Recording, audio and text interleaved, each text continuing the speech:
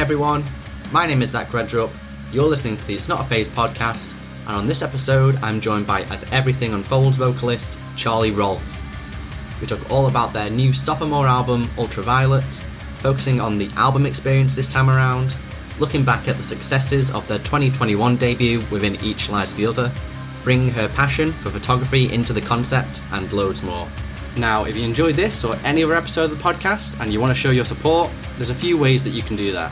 Number one, leave a rating and review wherever you're listening to this. It takes just a few seconds and it really does help. Number two, share this on your social media, whether that be Instagram, Twitter, Facebook, wherever. Or number three, if you want to go the extra mile, you can pay a little bit each month to join the Patreon, and in return you'll get access to episodes early along with some other perks, or you can pick up some merch from the store. All the links to that and the podcast socials where you can follow us can be found at itsnotaphase.co.uk. That's itsnotaphase.co.uk. And now with all that out of the way, let's jump right into this week's episode of It's Not a Phase. What's up everybody? Thank you for joining me on this episode of It's Not a Phase, where I'm joined by Charlie Rolfe, who is the vocalist of As Everything Unfolds. How are you doing? I'm good. How are we all? How are you? Yeah, all good. Bank holiday weekend, so no complaints. Yeah. No, I was going to say it's the 3-day weekend. It is a good one. It is a good one. Yeah. Hopefully the weather cheers up a little bit, but we'll see. Yeah, it's weird because earlier it was like it was pretty nice, and then it just goes miserable again, and then it decides it's okay. I hate it when it's like that because you can't like make plans. Yeah, and it's like, do I go out with a coat? Do I just go out with a t-shirt? Yeah, it's just, and I'm freezing cold. Like I'm thinking it's like nearly May, and I'm wearing all my winter clothes still. Hate it. That's Britain for you, isn't it? Britain. Oh yeah, I don't know why I complain. It's the same every fucking year. Yeah. You think you'd be used to it by now, but yeah, we just love complaining. Yeah, we love it. So obviously the big news is that you guys have just put out your second album, Ultraviolet. How have you been finding the reception so far? Not just from the fans that you've got already, but from critics as well. To be honest, we've not really had like a quote unquote bad review. Like, we've been keeping on top of like reading the reviews and stuff, even from like the smaller blogs, like stuff like that. We like to kind of read what people say, like even if it is critical, we like to kind of, if there's like a pattern of something that people don't like, we like to be able to sort of pick up on that and be like, oh, okay, well maybe that wasn't a good move. Yeah. But it seems to be positive. I mean, we got an 8 out of 10 in Metal Hammer and a 4 out of 5 in Kerrang, which are like the two sort of bigger ones. We've got a few 10 out of 10s, we've got a few 9 out of 10s. So, it's been pretty good because I think generally more across the board, it seems to be on the higher end of the spectrum, whereas the first album was kind of like 1 or 9. Like people either hated it or they loved it, whereas this one seems to be more sort of like on the wholly positive side, which is nice. There have been a few people that don't like it in terms of they just think it's like not heavy enough, or it's just not up their taste or whatever, and that's totally fine. Everybody, the whole point of music is it's completely subjective, and you can like what you like. But I think, like, I ironically made a tweet about it yesterday. We've had a few sort of comments from fans and critics and whatever, saying, "Oh, they've lost their heaviness. They're not heavy anymore." I'm like, we've never been like, we've got heavy bits and we have heavy stuff, but since day one, we've never been like a metal band. Yeah. And it bewilders me when people are like, oh, they've lost it, they've become a pop band. I'm like, we've always been this. It's fine. Like, you can think that's fine. And the thing is, that's, our thing is mixing the sort of things up. Yeah. And that's what we like about, the writing freedoms that come with that as well. Just like being able to do what we want. Yeah. That's really strange, isn't it? Because like you say, you've got heavy bits, right? But you're not a metal band. I wouldn't call you a metal band. And then even if you look back at like the first album, the 2 EPs you did before that, they all, there's been progression, but they all sound in the same realm. So I don't understand at what point they've picked up that you are a metal band and are carrying. I think immediately when people hear screaming, they just assume that you're like they kind of attach themselves to those heavy parts of the songs. Whereas for us, it's actually the other way around, where it's like the majority of our stuff is like the kind of rock, kind of alt stuff with and it is alt metal. It's got a bit of everything in it. Yeah. But then with the screaming and the heavy bits are kind of sprinkled in, not the other way around, which I feel like. But it does depend on if people came across us on songs like Flipside. Like, they're probably going to think we're a much heavier band than we are. But it's it has been interesting, like gauging people's responses. A lot of people have said that my lyrical content is not as kind of deep and meaningful this time round. Okay. But I'm like, That's because I'm not depressed.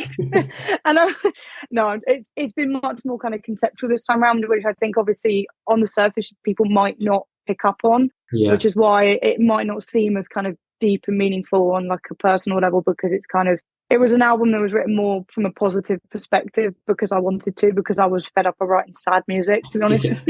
Yeah.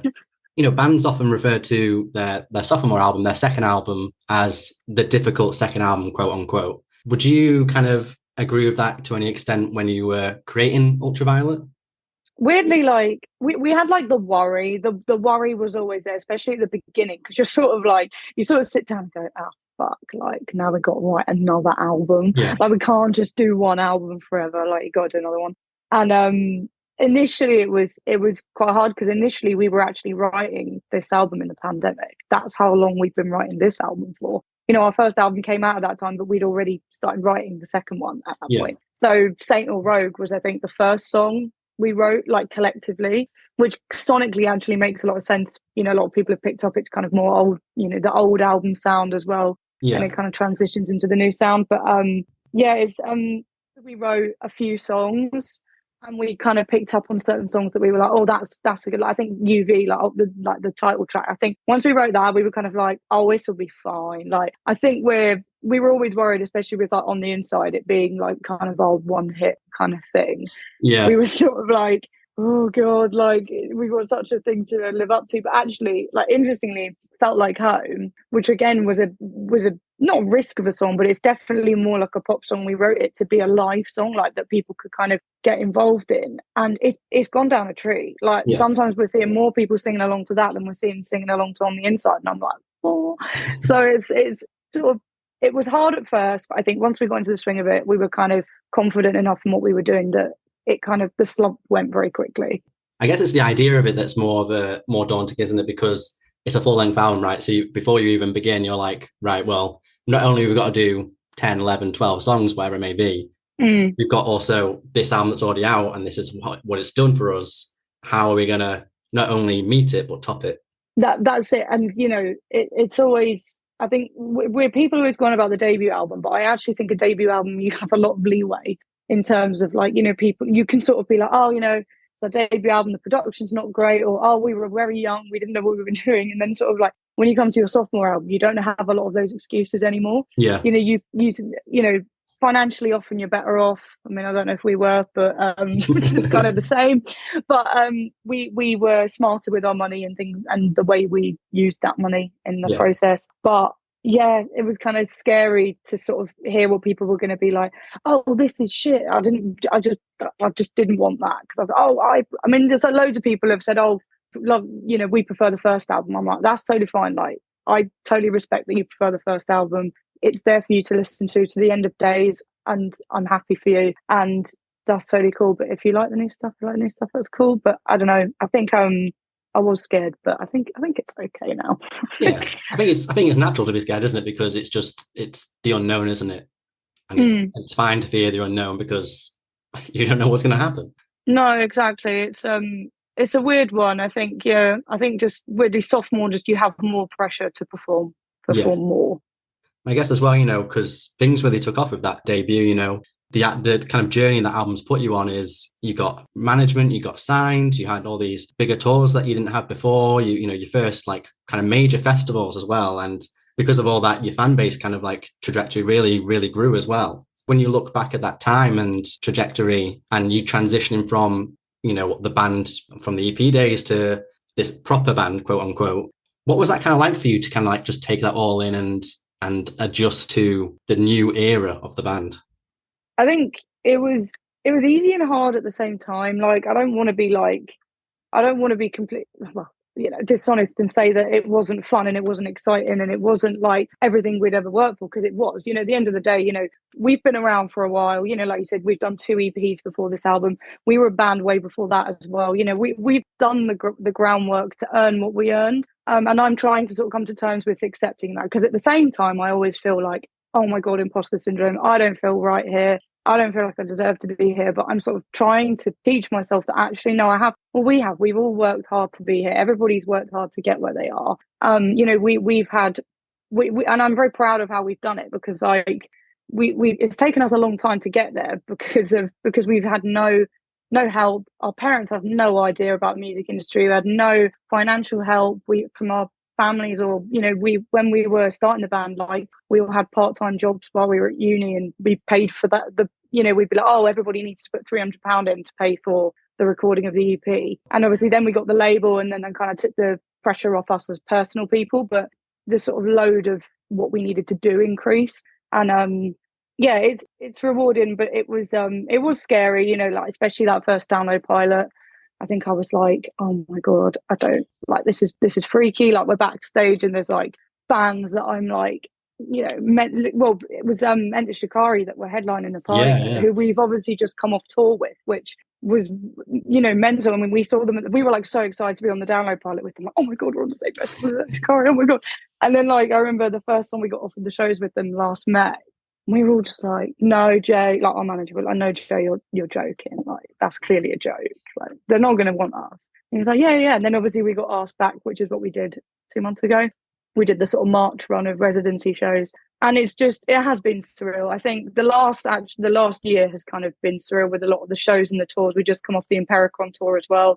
That was surreal, meeting some of these bands that, you've sort of grown up listening to, and Bury Tomorrow, incredible. And Boston Manor, all these bands, it is a surreal place to be, and I'm still adjusting to it. Yeah, slowly, but like I said, but trying to accept that I am here because we've worked for it. Yeah, that must be like really weird, right? Because you guys have been in one shape or another, as everything unfolds, has been a band for what, like 10 years, something like that. And yeah, that's the thing.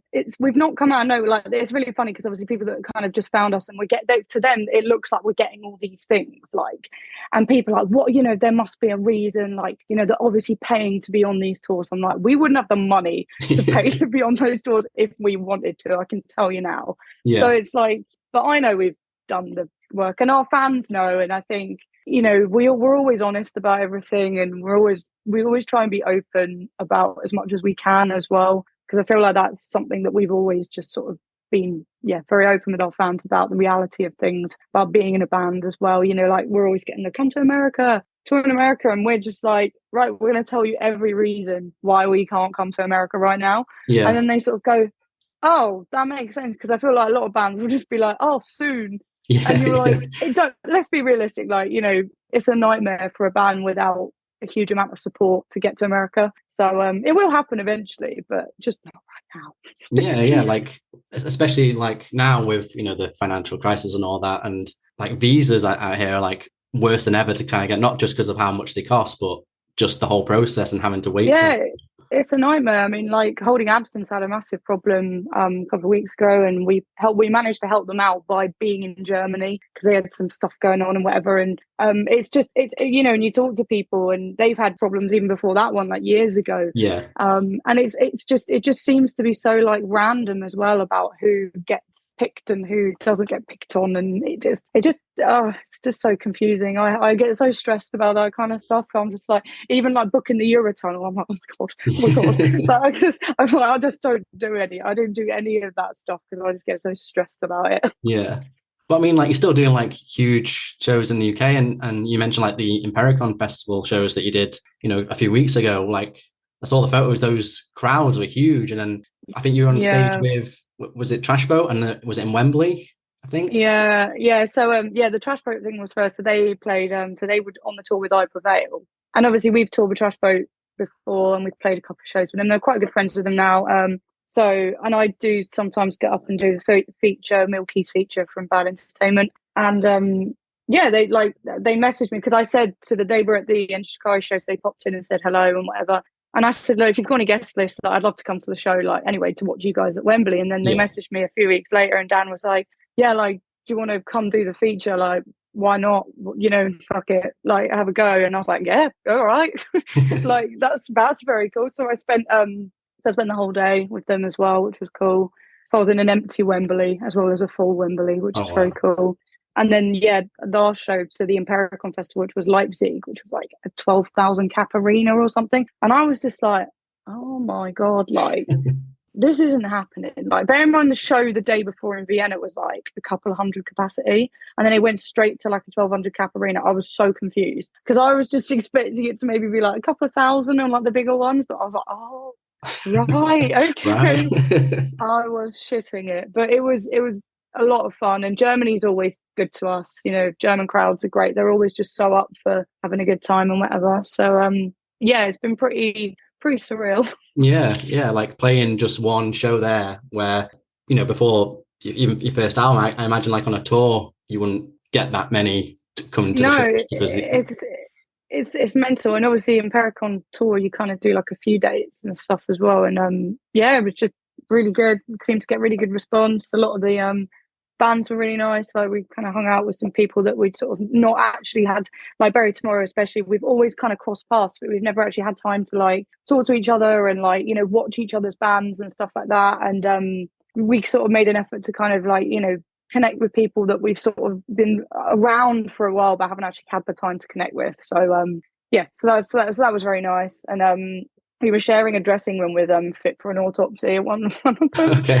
And we were like, oh my God, like, I'm so scared. We were like, oh God, like, we're such an immature band compared to a lot of these bands that have been touring for like years and years and years and years. And the vocalist Joe is one of the nicest people I have ever met. He was so good to me. He gave me so much advice. Advice that I asked for, not advice that he just walked up and said, hey. Yeah. No, he was very, very, we were just talking about vocals, and he was, you know, he was really friendly, super welcoming and whatever. And he just gave me so much advice about things that people kind of have always been quite closed about, especially vocally. Like, a lot of vocalists seem to be quite gatekeepy about the things that they do, or like, you know, secrets and things that they do, that or like just the reality of being a vocalist. Like, there were things that he told me and I was like, oh, that makes me feel so much better, because now I don't feel like I'm copping out, or, you know, I'm not good enough. Or he's like, no, don't worry about it. Like, that's totally normal. Like, just whatever. So that was really nice, you know. So it was kind of unexpected moments in there, but yeah, it was pretty good. The drive home was horrible from Germany. Yeah, just a short drive, you know. It's like 12 hours or whatever it was. Horrible. Wow. Well, if you ever do go to America, which I'm sure you will, you know, in the not too distant future, you're going to have to get used to kind of drives like that. Oh, I know. I think that's the thing. That's what I'm thinking. All we're doing is just preparing for the horrible long drives. I mean, we had to pull out of the Switzerland showing of the Impericon run because various issues, carne stuff. I won't go into that. I get very annoyed about it. But we had to, and then we couldn't drive through Switzerland. So we were in Italy and we had to go all the way around. So not only were we at the Swiss border, we literally had to turn around and go around Austria and up and round, because we were not allowed to go through Switzerland. And it took like 16 hours, I think, because we basically had to pull out of the show, which was only like a 2-hour drive across the border. And then all of a sudden our tour manager turns around and goes, right, guys, we're driving to Germany. So I was like, not mentally prepared. You know, like when you've got a long drive, you can like mentally prepare yourself, and you sort of like, you know, I've got my Switch, and I've got my laptop, and I've got all my stuff and everything sort of, you know, I'm in my comfy clothes. But I was just sat there like, oh, I don't think I can do that. Like, yeah. I'm not ready for that. Oh God. So that was pretty horrible. Yeah, it sounds pretty brutal, but never mind. It happens. So going back to the albums, I know there's a song on the new record, Ultraviolet, which is called Rose Bouquets. And I think lyrically it kind of refers a lot to that, you know, to the first album. Am I like reading too much into that? Is that kind of what the song's about in a way? Yeah, no, it was. It's kind of like a poetic goodbye to the first album and kind of everything that came with it, positive and negative. Like, I think it was just like, when I'm writing, I like to kind of like be in the moment of what's happening. Like, I have to say goodbye to the first thing before I move on to the next thing. That's just how I work best. So I had to literally write a song about the first album to say, right, okay, I'm done now. I'm done with that. It's had its time. What is it? Had their purpose, let them lay, let go of those rose bouquets. Okay, cool. Like, so yeah, and I do quite like that. I've always liked little Easter egg stuff in people's music and things like that. I think fans have kind of caught onto that as well, and they really like it. So, and yeah, it was kind of an interesting concept, because I feel like that's something that not a lot of people would write about, and even myself, I was like, oh, this is kind of interesting, like writing like an objective song about your experiences with the first part of your art. And I was kind of like, oh, this is interesting. And that's what I mean about like a lot of the lyrics aren't as like literal about like my personal feelings and my problems, but they kind of have connotations of that within the concepts that they are. Yeah. So what was the writing and recording like for Ultraviolet? You know, because you obviously did the first album. Did you kind of feel more comfortable with the experience of putting that together? Did you kind of learn tricks of how to, I don't know, speed things up or make things more efficient, anything like that? I mean, I think you just naturally do. Like every time you go into the studio or write, you just learn how you do things better. And we definitely spent more time like doing demoing and pre-production. Like we actually did all our harmonies, all our ad libs, all the backing tracks, everything like was figured out before we went to the studio. So it wasn't a case of we were sat there for like an hour discussing something. So we weren't wasting time. Because, you know, like I said, but, you know, most bands, finances are a little bit of an issue. So we obviously had to only book what we could afford to book and what was in our budget. So yeah, we just tried to mitigate that by doing as much as we could beforehand. And it did help. I mean, it's always a struggle because things come up that you can't predict, or, you know, sometimes something will come to you and you'll be like, oh, I've not thought that before, and then you'll have to discuss it in the studio and whatever. I don't know about me vocally. I always struggle with the studio. Like, I'm always quite honest about it. I don't hate the studio, but I don't enjoy it. I really don't enjoy it. And I know it's interesting because a lot of people do, but I think it's the pressure for me of having to perform at my absolute best under time pressure, of like being like, right, you've got 2 hours to record 3 songs in 2 hours. Sometimes I was doing, and you're like, okay, and I've got to do the best I can possibly do.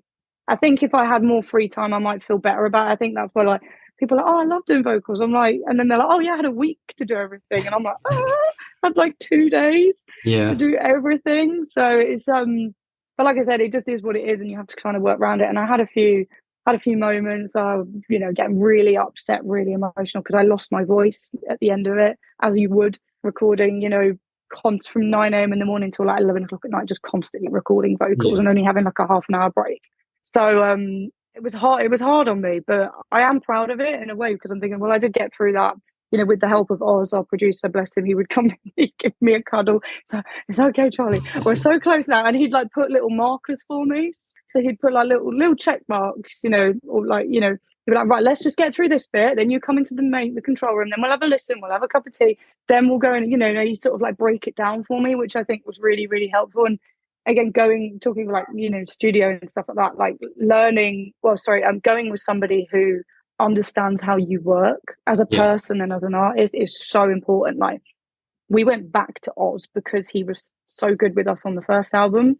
He was so, you know, he was really like just humble, chatty, and he's been in bands. He was in Feed the Rhino. He's done stuff. He's toured. He's experienced all these things, and now he's like a producer and he works with a lot of people. And he's just really good at just like the psychology of like when I'm recording vocals, he'll do things like he'll be like, right, come on, let's do the chorus. And I'm like, oh, right, okay, like the most important bit, like doing that first, and it's always wobbly. Like the first one is always wobbly. And then he'll make me do like a verse, and then he'll go, oh, let's just go back to that chorus again. And then he'll like make me record it. But it's almost like psychologically, it's like you've settled into it now, and it's kind of, he'll go back to it, and then that second take will be the one. And he'll like flip back and forward, like in a song, he almost like works out where I am in my head. And he's like, okay, I can hear that you're in a better space now. So let's go back to that line and do it again. But I don't even realize it's happening. He's that good at doing it that I'm like, oh, you're so good at this. It's so irritating, but also amazing at the same time. But yeah, he's just great to work with. But the only difference we did this time was we didn't get it mixed by him. We just wanted a slightly different flavour. And he was actually quite excited about, we got it mixed by Taylor Larson, who did the Holding Absence, Greatest Mistake of My Life. We were just like, that's what we need. That's it. That's all we need, is to sound like that. Yeah. And actually Oz was very happy. He was sort of like, oh, that'd be really cool to work with Taylor and stuff like that. So yeah, it all kind of worked out in the end. So yeah, we did that differently, and that was obviously sent off to America. So we obviously were kind of communicating. Well, I wasn't, because it was Adam and John were kind of dealing with all that. It would be a nightmare because I don't know anything about it. So he'd be like, oh yeah, what about this frequency? And I'd be like, oh, what? Just make it sound good. You know, yeah. I'd be like, yeah, sounds great. No idea. In the end, that was a different experience for the boys, because, you know, the time difference as well. You'd have to be like talking on, you know, so at Zoom on like 10 in the morning or like really late in the evening and having to try to make it work for everybody. But yeah, worked out in the end. Yeah. Well, yeah, with the album you came out with, it definitely worked, didn't it? So Exactly, yeah. And it yeah, sounds great. So I'm happy. Yeah. Now, speaking with the album's title, and, throughout the album, there's quite a few references to light, ultraviolet, twilight, daylight, and then there's like that instrumental kind of ish song, Infrared. What kind of things were inspiring you lyrically on this record? So I did a degree in photography, and then I actually worked in a school as like a art and photography technician until I basically couldn't do that anymore. And then so my passions have always kind of been like music and art, kind of like the same, I suppose. And it was always like something I'd always love to do is like cross over my two kind of passions. Yeah. And I've been able to do that in some ways, like with the graphics and the creative, I do all the creative direction and all that kind of stuff. So there are elements of it, but I was like, it'd be really cool to bring it into the actual music. So when I was kind of coming up with the ideas of what I wanted to kind of build the album around, because we're very good at sort of working with a baseline kind of concept. And I was like, I don't really want to go like full blown like MCR like concept album, but it'd be cool to just have something to reference. And I kind of came up with this idea of like, well, when you're in a dark room, so in a photographic dark room, when you're exposing color photographs, you have to expose through ultraviolet light, which you have to do in pitch black. Right. So like you're in a completely black dark room, and you have to like expose through like ultraviolet. So basically, to see like everything in full color, you have to like expose through this particular kind of light in darkness. And I was like, oh, it's a really cool like metaphorical like idea. And then obviously like we then took things like infrared. So the interlude track Infrared is all the samples are sampled by me in a dark room under infrared light. Right, okay. So it's called Infrared because that is literally what's happening in that moment, which again, it's not very clear, which I kind of, we didn't want to be too explicit about it, but there's like cameras clicking, there is water running, which is from the dark room. There is a UV, called like to use it for cyanotypes. So you basically put like stuff on paper and you expose it to UV light and it's like a blue kind of cyanotype print. That's like going, and it's like a timer that's kind of clicking around. It sounds like a microwave kind of timer. And there's paper that's being like washed and run under the taps and hung up, put in the filters and all that kind of stuff, and in the chemicals, sorry. And so yeah, that was kind of the idea of that, because we kind of wanted to break up the album in some way. I don't know, we just kind of like the idea of like, especially before like Flipside, because we wanted Flipside to always be the turnover on the vinyl. So because obviously we're hilarious like that. Yeah, definitely. And it had to be. And so we were like, oh, it'd be really cool to like kind of do this like ending of the first half and the beginning of the second half. So we just kind of did this nice like conceptual interlude track. And it ties into the album's title as well. So yeah. And and even like the song Twilight, like although Twilight is not like a photographic term, it kind of like we've got daylight, twilight. I was kind of like just playing with this idea of like, well, any kind of light. Just kind of was very inspired by just everything, like, color spectrums, like as infrared, ultraviolet, or at opposite ends, and everything in between. I don't know. It was kind of like a really cool metaphorical idea. So I guess, when you kind of just mentioned it there, when you're writing lyrics and kind of thinking to some extent about the imagery and the concept when you're kind of writing these songs, not only in the lyrics that you write in the words, but, how that will translate visually. And I guess you kind of see that in, obviously from the first album, the kind of color scheme for the band was red, and now it's purple, violet to go with ultraviolet. How much does that kind of play a part in writing for you, in terms of before you start writing, are you already kind of thinking of an ongoing concept from start to end? Yeah, like this time around, it was definitely much more of a, I'd come up with it quite like early on. I think it was after like maybe we'd written like 2 demos. I was like, right, this is what I want it to look like. This is, and what I tend to do is I'll kind of sit by myself and sort of just do like a mood board and just kind of like throw things together, and then I'll I do a lot of research on just stuff because I'm lame. I just love learning weird nerd things and whatever. So I basically did a PowerPoint. I'm not even joking. Oh, really? Like, well, Google Slides or whatever it is. And that's kind of like sell it to the rest of the band, like this. Oh yeah. We did like a whole like those like PowerPoint evenings. Like one of them. So we were band practice and we were just sort of jamming. I think we were practicing for a show or something. And I was like, look, guys, like, I know it's quite early days, but I've got this idea, and I'm so thorough with it. I have to, because the boys are like, I love them dearly, but they're not they're not very like visual, and kind of they don't really see things unless I explicitly kind of show or tell them. Yeah. But they're really good at kind of understanding it once you kind of get to that point. So I basically did this whole bad one about like video 1, what video 2 is going to be, what video. I did everything. And then they did like 15 slides, like concept, what I want the artwork to be, what I want this. I went through and I was like, cool, that was Ultraviolet, the PowerPoint. They went, yeah, cool, that sounds great. Let's just do that then. So that was it. That was the discussion. And they trust me a lot. They always just sort of, everybody in the band's kind of got their thing. I think that's one thing, as you develop yourself, everybody kind of, you delegate jobs to people, and they always just sort of like, Charlie, whatever you think works, go for it. Because they know it's like a big passion, and I'm passionate about how everything looks. And they're just sort of like, we don't know, so you do it. But that works out for me. But I always ask them, I'm always like, but they're always say yes. So they're very nice people. They say music isn't a business. I know. I was doing a pitching thing in the practice studio. It was good. Next time you should give them like little like workbooks. Yeah. Questions like, what does this mean? Clipboard. Yeah. Everything. Yeah. Honestly, definitely. I've still got it somewhere on the Google Drive. I might just dig it out one day and just share it with everybody and just be like, this was what the initial idea was supposed to be. Why not? And on the album, you tried like a few new different things as well, like musically. I mean, you didn't go like completely left field, it's still as everything unfolds, but with some new things. So like to me, it seems like there's, even though it's not like an overpowering lead, there's more of a focus on how the synth kind of works with things. And then you've got songs like Saint or Rogue, where there's a bit more guitar focus as well. And then even on the closing track, like the kind of last lyrics, you've kind of got like an Imogen Heap kind of vocal effect going on as well. Was experimentation kind of a focus that you wanted to have going into album number 2? I think, definitely more so than the first album. I think, we played it not safe, but like, again, we didn't really know what we were doing. We just sort of wrote music. And now, now we've kind of established ourselves. We were like, yeah, we can kind of write songs like Felt Like Home, which is a bit more like synth led and a bit more kind of poppy and a bit more written for a purpose, and it was nice to be able to have that freedom to kind of do that. And then like flip side, really heavy, we just kind of, it just worked, for it. And it has like a slightly different time signature on the breakdown and things like that, which we didn't have in the first album. And yeah, like especially like you were saying, the last song, like that song was written to be the last song. Like we wrote it because it ended the album well, because that was the one thing on the first album, like, it was one of the biggest criticisms that people gave, but we were like, we know the track list is terrible, but there was literally nothing we could do to fix it.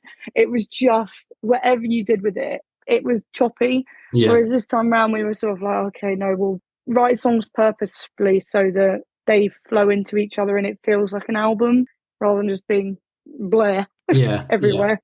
Yeah, so it's more of kind of like the album experiences in mind, whereas on the first one, it's kind of like, we've wrote these songs, they sound really good, let's just put them all on here. And yeah, which is a very like first album thing to do. Like you just don't think about those things. And then we went, oh God, yeah, it is pretty bad, isn't it? Like, it's just, but this time around, yeah, like Ultraviolet, like opening track, we were like, we need to come in, like slamming with the opening and like really kind of fade the album out so that the listener wants to listen to it again. Like there's even like a 3 seconds of silence like after the track finishes that we deliberately kind of put there because we were like, you want to allow people to like digest what's happened so they can then be rejuvenated to like listen to it again. So it was like we went into that, and there was this big thing about like our motto for the album was kind of, does it serve the song? Like everything was serve the song. So if somebody wanted something there, and just because it was like cool, it's like, if people, we were like, but does it serve the song? Yeah. And it's like, if the answer's no, then no. Just because you think it's cool, and that goes for everybody. There were things that I did that the boys were like, oh, I'm not sure that like really serves a purpose, whether it's just kind of there.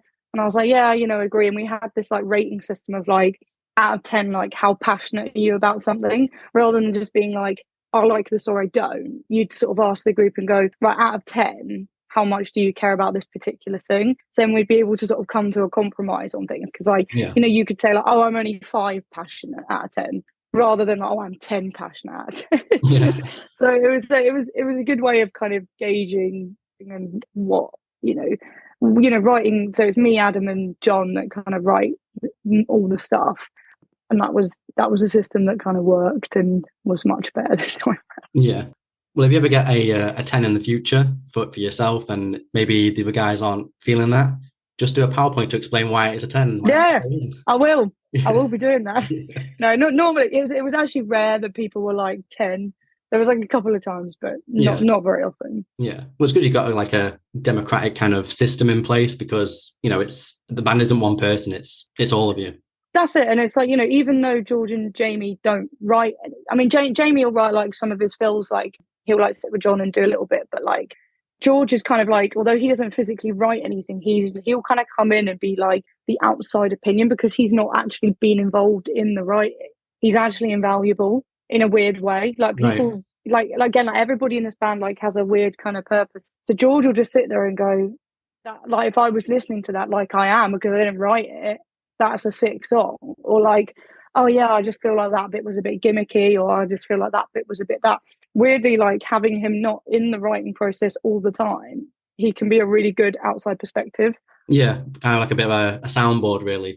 Yeah, like a director or a producer, like well, not a music producer, but like how like they'll kind of sit on the side and he's always George is really good at like music by ear. Like he's really good at sort of like picking up on what's like every time we've like done even from the EPs, like George picks out the singles and the songs that will do well before we even decide. He's like, that song's going to do well, and he's just got this ear for it, which is why again like he's so invaluable when it comes to like when we're sort of towards the end of a song, like writing it, when me, Adam and John have been so engrossed in it and you're so attached to it, and then he'll come in and go, well, what's the fucking point in that bit? We're like, right, like he's not wrong, like so it kind of forces a different perspective. And yeah, it's weird. So even though people don't write music in this band, they have complete value in the writing process. Yeah, definitely. So you've also been nominated for a Heavy Music Award. I think it's for Best Breakthrough Live Act. Is that right? Yeah, I think it's a new category because we were like, oh, we probably won't get nominated this year because like we don't really fit into like any of the categories. And then we were like, oh, okay, fucking fine, I suppose. I'm happy with that. So yeah, no, it's very exciting because this will be our second nomination now, which is very cool because we got nominated for Best Breakthrough Artist 2 years ago. And then obviously now we're on Best Breakthrough Live Artist. So, but yeah, no, it's a pretty good sort of roster of bands this year. So, and it's at Wembley, which is very cool. Yeah, pretty huge. Yeah, pretty huge, and it's so much easier for me to get to, which I'm so happy about. That always helps. It does. Yeah. It does because I'm like, oh, one train. Oh, yes, so much easier. So now you've got this second album out, and we said before, the band's been going on for around 10 years now, and all these kind of things you've achieved so far. When you kind of look back at the career so far of the band, how does that make you feel? What kind of stands out as the prime points of as everything unfolds so far? I think touring with Enter Shikari for collectively as a group is going to come up as one of the top ones. I mean, like I saw them back in like 2010. I think before they even released like a Flash Flood of Colour, so. And the same goes for like a lot of the like George especially like was really into them. John's a little bit younger, so he kind of got into them sort of like I think it's like the Minesweep kind of era, stuff like that. So but we've been like, and when I say like I'm not exaggerating, like I know every single song like by them. Like it's that was definitely like a collective surreal moment for us. But playing like major festivals and just getting to like meet people that we've looked up to and have conversations with them as a peer, not as a fan. It's like such a different experience. And I'm so grateful for being able to do that and getting to do that and getting to connect with like fans like on a regular basis. Like we tour pretty regularly. And yeah, just our team, like our team's been amazing the whole way. We've not really had many problems with people, like anything like that, any dodgy people in our crew or team or anything like that. So I think I'm just grateful that everything's just going well. And yeah, Shikari, I'd say Download, I think were the two things I think that we would say were kind of like, whoa, moments. And, speaking of the future of the band, I think you've got like dates in Germany next month in May. And then obviously there's the Heavy Music Awards at the end of the month. And then you've got 2 headline UK dates in September. We have, yeah. And then there is some other stuff, but it's not announced yet. I think it'll be soon. But yeah, so we're out in May with a band called Callahan from Germany, and we're doing a couple of headline shows in there, like one in Berlin and stuff like that. And then, yeah, like you said, we've got those 2 big headline shows, which are kind of, we're trying to push because I think we don't often do headline shows because we're sort of doing so many support slots and things like that. And a lot of people, again, like something we're always very honest about, like a lot of people don't realise, like they're like, oh, why are you only playing London and Manchester? I'm like, because we're doing like so much stuff, we're not allowed to play anywhere else. Like it's not, we're not ignoring Scotland, we're not ignoring Wales, we know you exist. We just cannot play them for reasons, which will become clear. So I think the main thing is there will not be any other UK headline shows. So if you do want to come and see us, please don't hang around, like buy a ticket, because it's going to be big. Adam's been looking at confetti cannons and everything. Wow. So Adam's been doing his research. So yeah, we're trying to make it like a really big show. Like we've not done a big headline show since our Camden one, which was like 2 years ago now. Yeah. I think we were recording this album that's just come out while we were doing that headline show, which is mental. And then after that, we've got some other stuff. But yeah, which is also exciting, but can't say that yet. Yeah. A lot of stuff on the books, but hush, hush for now. Yeah. Thanks very much for your time, Charlie. I really do appreciate it. Yeah, best of luck with the rest of this, album promotion stuff. I mean, you've already got loads of stuff on the card, so I can only imagine far more success to come for the rest of the year. I hope so. And before I do let you go and enjoy the rest of your weekend and your evening, any final words, anything you want to say, anything you want to plug, the floor is yours.